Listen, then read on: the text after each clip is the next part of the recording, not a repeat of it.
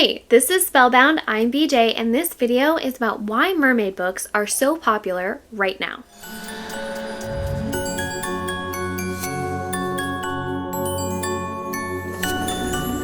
So I've done videos like this before. So like last summer, I asked why are millennials so obsessed with Peter Pan, and made some really interesting discoveries when it comes to the significance of vanishing cultural milestones and like a generational appreciation for emotional intelligence, right?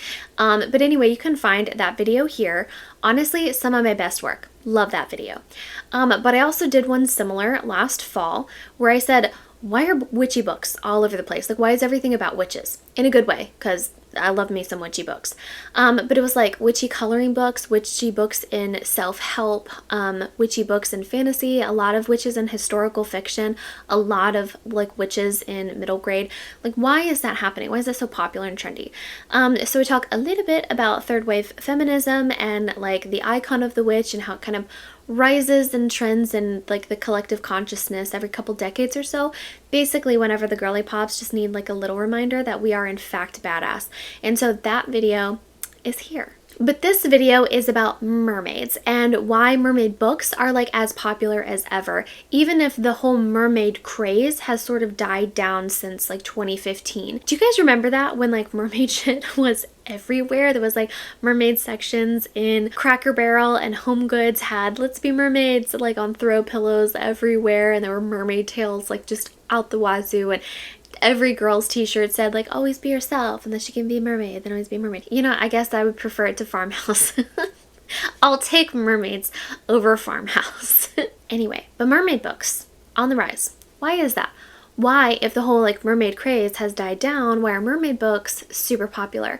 Why have there been over 20 mermaid books been published in the last like 7 or 8 years? That's a lot of books about mermaids. So I want to talk about that trend, and I want to talk specifically about like a specific focus on this trend that I find incredibly important and powerful in the collective zeitgeist. So as we look at mermaid books, we've got to kind of look at some of the themes. Like, what do they all have in common? They're all stories about mermaids, but let's look a little bit deeper. So first and foremost, mermaid books often take place or begin in the water. And you're like, fucking duh. But also, like, what does water represent in books and literature? It represents liminality. It represents the in-between. Because water can't be controlled. It can't be colonized. So it can't be divided. You can't own the ocean. So in this sense, water represents this idea of being outside the concept of colonization. And that doesn't mean that colonization as an idea isn't present in a lot of mermaid books, because it very much is. But it allows us to view the idea of colonization from a more objective lens in this way, because it is seen as so different and so unnatural. But with these books being on the water, there is a heavy sense of like deep undertones of a lot of these stories of a sort of appeal to a return to nature, to a return to earth and the laws of the earth, in that freedom and that sense of a symbiotic relationship with all of the elements around you, with the water, with the other creatures, with predators and prey, and how all of that works in a sort of naturalistic environment separate from the whims of human. So that's a consistent theme that goes along with all of these books taking place or starting to take place in the water, and what the water means to a mermaid. Another common element or theme in mermaid books is the idea of voice, and specifically the power of voice. So like voice as a thing, if it was like an item, like in The Little Mermaid, it like glows like a little egg. That is the MacGuffin. That's the thing in these mermaid books. It's what ultimately holds the most power. It's what the main character learns to grow and appreciate. It's what the character usually gives up for growth, tries to earn back. And so this comes from a blending over time of sort of the myth and mythos of mermaids and sirens, and to what degree a mermaid's voice is powerful, and with that, to what degree a mermaid's voice is dangerous. The main characters have been women. It's not just the mermaid's voice and the power of the mermaid's voice and therefore the danger of the mermaid's voice, but like knowing that that's a woman ultimately, you know, at least in our context. That's a significant level to pay attention to. Femininity is also a big deal in mermaid books. It's often very centered because mermaids and or sirens. Like for the purposes of this video, they're interchangeable. Mermaids, sirens, let's call them synonyms. Mermaids, sirens, whatever, they are beautiful. They are alluring. They are ethereal. They are, if not goddesses in their own right, then like divinely beautiful. And so that's also part of a lot of their lore, is that they are beautiful because that's part of their power and therefore their danger, right? So they have voices that can like lure men and sailors to their death, and they have beauty that can lure men and sailors to their death. That's part of it. It's part of the whole mermaid package, is that they are hyper feminine. So again, looking at this layer of these are women acknowledging the fear of a woman, especially a woman who is performing femininity, using her power that's in her voice. Common thought process. Another common theme is danger, obviously. Almost constant and imminent danger, and also a bit of ruthlessness as well. Because if mermaids are introduced in a story, then more likely than not, they live in a world where they have been or are currently being hunted. So this idea of like constant danger on both sides is very much part of this whole like mermaid versus human thing, is that danger is constantly present for both parties. And the last common theme in these mermaid stories is that there's actual magic present to some degree. But I've seen it in like these three main ways. It's not random. It's not sort of a witchy sort of I want this and it poof and appears. It's not that. The magic is usually in these three areas. It's either a connection with the ocean itself, which is connection to that liminal space, connection back with the earth and natural laws, like those sorts of things. Connection with each other, where like mermaids are able to communicate either telepathically using echolocation, like they're able to communicate with each other. Think like think Jacob Black and like Twilight, how they're like all up in each other's heads all the time. So this idea that magic is either connected to the sea, magic is connected to each other, or magic is connected with their own voice. It's their voice that has power, and so when they lose it or give it up, in a lot of these books, that's when they lose their power. So those are the ways specifically that magic has been and is represented in mermaid books. And that's important because all of these themes that like just mentioned are unique to mermaid books, but they're also showing up in the collective all over the place. Recognizing the power of women's voices. Recognizing the way that performing femininity can be seen as a threat, especially when it's by transgender individuals. Right? A sort of rejection to a degree of the idea of toxic nationalism and of colonization, and this idea that like, should the earth be owned? Who does the earth belong to, if not everyone? So the fact that these are showing up uniquely and specifically and manifesting as mermaid books is really cool. But there is a level of intersectionality about these mermaid books and stories that I find really interesting, and that is the rise of books about mermaids that are being written by Black authors. So applying that lens, how can we look at those themes that we just talked about a little bit differently, right? Like we're looking at them, we're just adding that layer of intersectionality and asking some more deeper questions. So like water, for example, water being liminal, water being an in-between, looking a little bit deeper, what significance might an ocean have to a Black author? Thinking about the history of the transatlantic slave trade and what happened over that water and those journeys across those oceans. How many enslaved Africans died at sea during the transatlantic slave trade, like during the journeys across? You know, like the idea of what it's like if you didn't die at sea to be separated from your homeland by this endless liminal space. That's a common theme of like what the water means in terms of all those things we talked about, but also what the water means to a Black author. Voice. So like I said, voice is like the MacGuffin of a mermaid book. It's the thing. It's present in every single one of them because it is where a mermaid or siren gets their power. So what might that be like for a Black author? How are women of color, specifically Black women, seen when they use their voices? How have their voices been seen historically as a threat?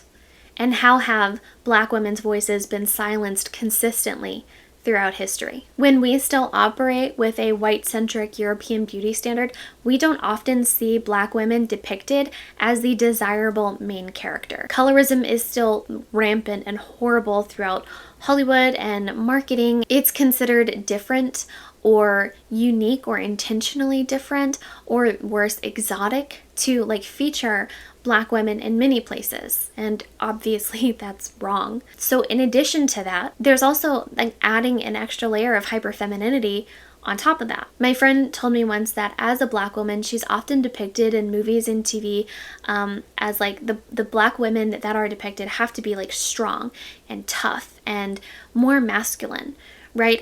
But then when Black women present that way in public, they're immediately seen as loud and aggressive, threatening, yada yada. But she said that it was rarer to see Black women depicted as soft and demure and alluring. And so to choose to present that way, she was intentionally like flouting those stereotypes. And that's something that I had like never considered before, because it's kind of not that way for me, where usually for white women, it's more empowering to see loud, outspoken, assertive / aggressive women, because we're so often depicted as like soft and small and delicate. That's what the conversation was about with my friend, was she was saying she felt more empowered when she saw soft and demure Black women performing hyperfemininity, because that was just what was more empowering for her. So to see Black mermaids and Black sirens as like the quintessential most beautiful ethereal beings in the world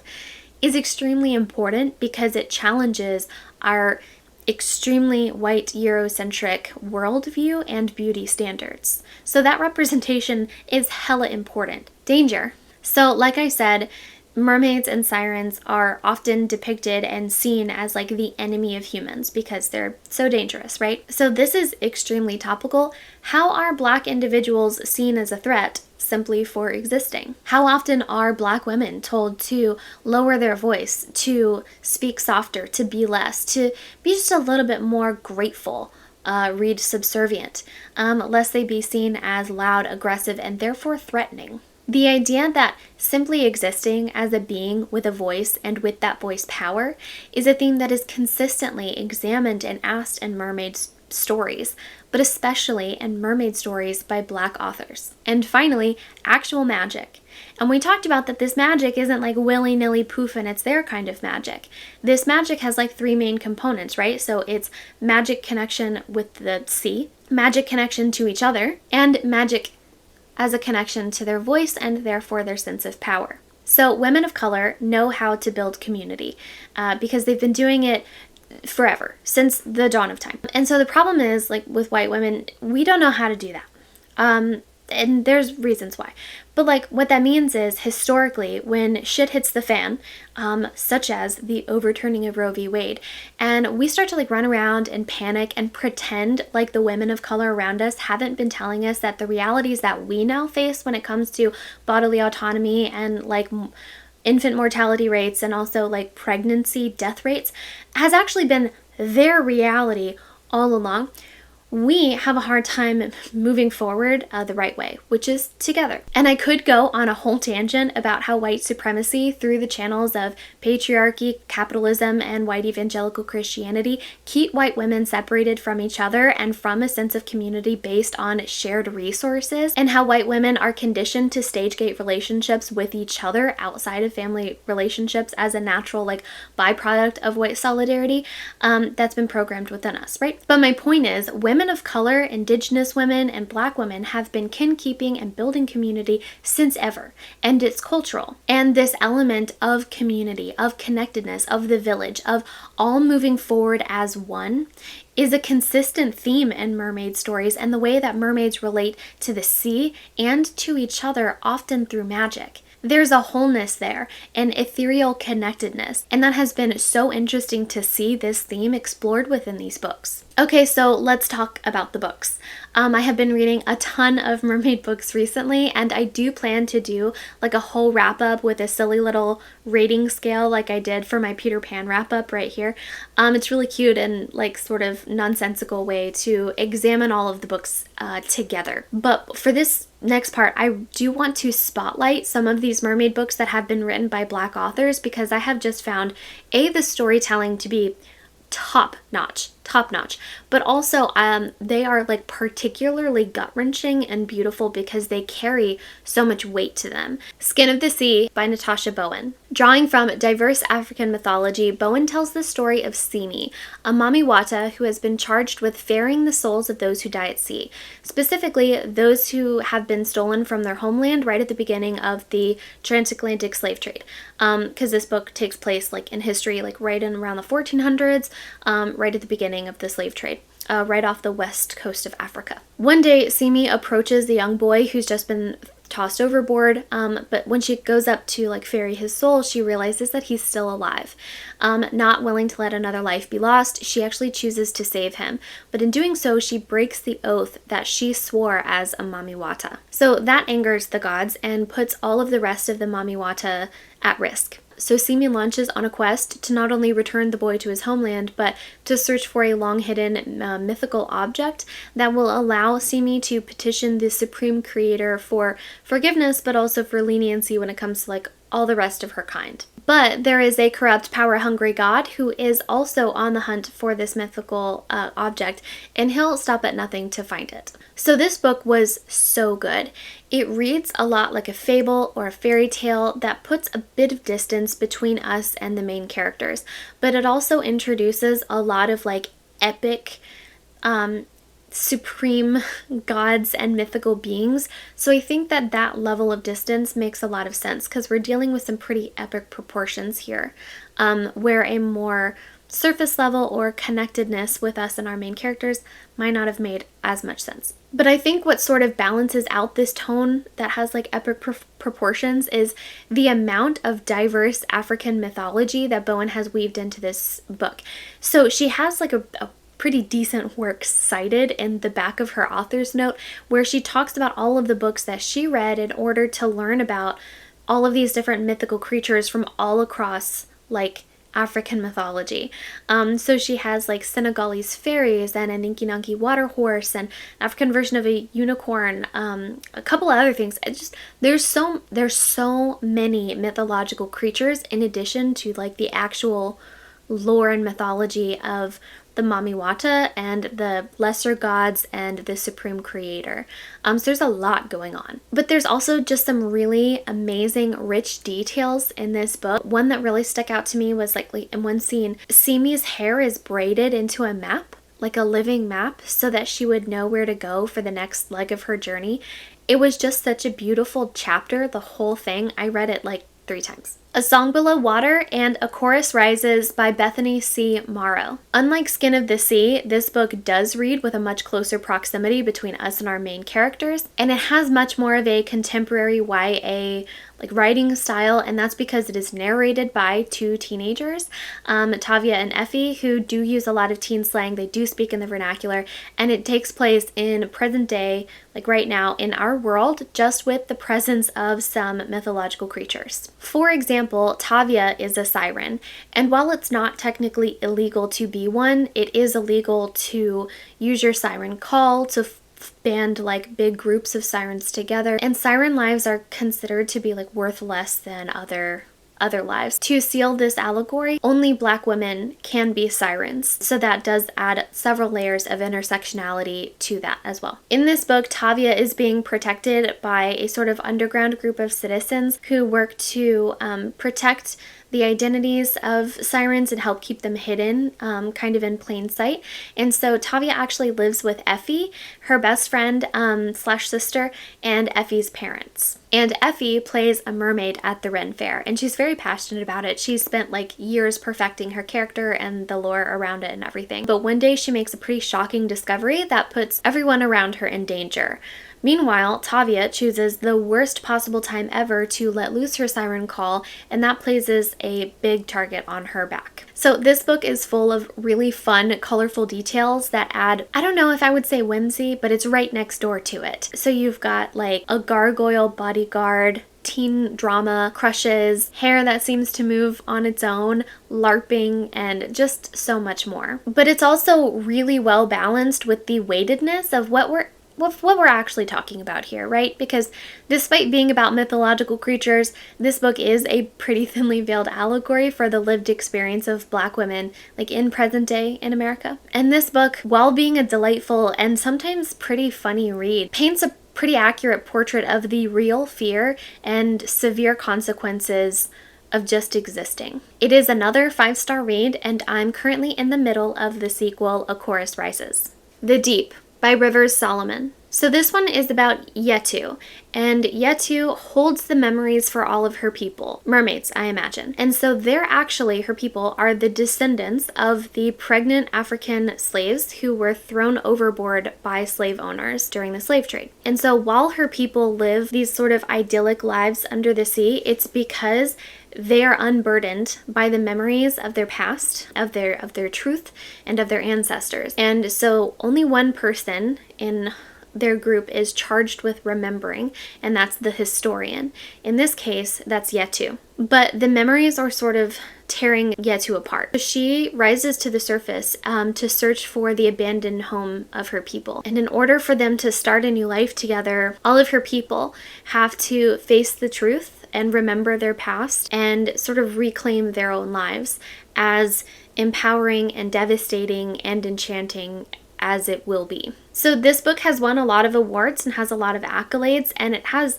a pretty neat inspiration story. So I read that it was inspired by a song that was written for a TV episode of This American Life, and the song was written by a rap group called Clipping. All of that sounds intriguing. Rivers Solomon is like an incredible storyteller. I'm looking forward to this one, but I'm also extremely nervous because this is some very heavy stuff, but I can already tell it's going to be worth it. Sing Me to Sleep by Gabi Burton. So this one is marketed as The Cruel Prince Meets To Kill a Kingdom, so color me intrigued. So Sorsha is a siren in a kingdom where it is illegal to be a siren. So to protect herself, she disguises herself as a fae and pretends to be like the perfect soldier in training while moonlighting as an actual killer for some mercenaries. But one day she's blackmailed, and the blackmailer threatens her sister's life. So in order to sort of meet the blackmailer's demands, she becomes the bodyguard for the prince of this kingdom. And she was fully expecting to sort of despise this prince, but he actually turns out to be very kind and thoughtful and charming, and she's pretty drawn to him until this prince charges her with finding the kingdom's most notorious killer, herself. If she refuses, her sister's life is on the line, but if she complies, she will expose herself and she will also be killed. Life's full of tough choices, isn't it? I'm really interested in this one and very interested to see which direction this book takes, because it really is always 50-50 with a mermaid book. You can stand to have a happily ever after, or you can stand to have a gut-wrenching betrayal. You never know. Such is the way with mermaid books. So, okay, why is all of this important? First of all, representation. We've even seen this most recently with the casting of Disney's new Ariel, and we've seen through social media the power and impact that having a Black woman represent this mermaid can have on these young girls. So that's important. But also the power of voice and how topical the power of voice is right now for women and for Black women and for women of color. And like just for also the diversity of storytelling, which is a big passion of mine, because mermaid stories are everywhere and they're not all Scandinavian or Eurocentric. And I think that it's important that fairy tales and folklore and stories that feature the beauty and whimsy and danger and importance of magic are available to and representative of every culture now. So what do you think? Have you also noticed an uptick in mermaid books? How did you feel about the mermaid stuff in Cracker Barrel? I've got to know. And what is your favorite mermaid book or just mermaid story? And then if you like this video, give it a thumbs up. And if you loved it, hit subscribe. And of course, there's always Instagram. It's just like a little book diary. And if you don't know what to comment, just comment a little mermaid emoji down below, as that will really help me out. Take care, and as always, happy reading. There is like a single dust fleck